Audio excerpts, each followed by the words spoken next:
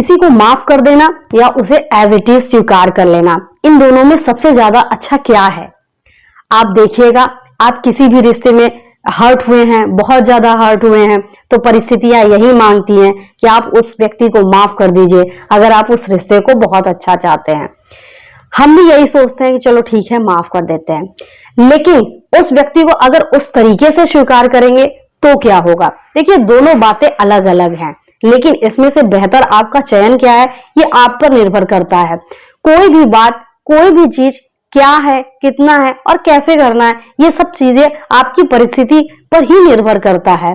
ऐसा नहीं है कि किसी ने आपको बता दिया कि यही करना चाहिए तो यही ही करें। आप देखिए कि आपको क्या करना चाहिए, उसके लिए आपको अपने आप को मजबूत बनाना पड़ेगा, और मजबूत बनाने के लिए आपको अपने जीवन में बहुत सारे बदलाव लाने पड़ेंगे। हम यहाँ बात कर रहे थे कि हम किसी को माफ कर दे या किसी को एज इट इज स्वीकार कर ले।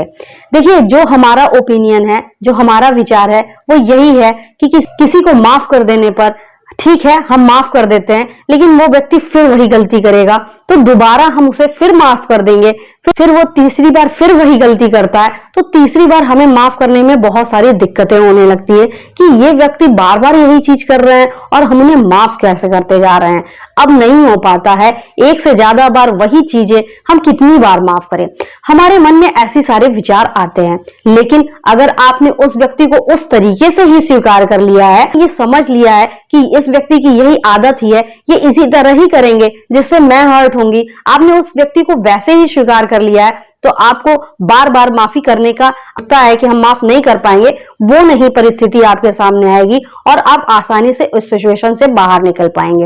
अब किस व्यक्ति की कौन से हर्ट करने की आदत से आप कितना हर्ट कर रहे हैं, आप उस हर्ट के साथ कितना जी सकते हैं, आप उस हर्ट के साथ रह भी सकते हैं या नहीं रह सकते हैं, ये अपनी परिस्थिति के हिसाब से कीजिएगा, लेकिन परिस्थिति इतनी शॉर्ट मत बनाइएगा कि आप बाद में जाकर दुखी फील करें कि काश मैंने थोड़ा सा और तो कर लिया होता।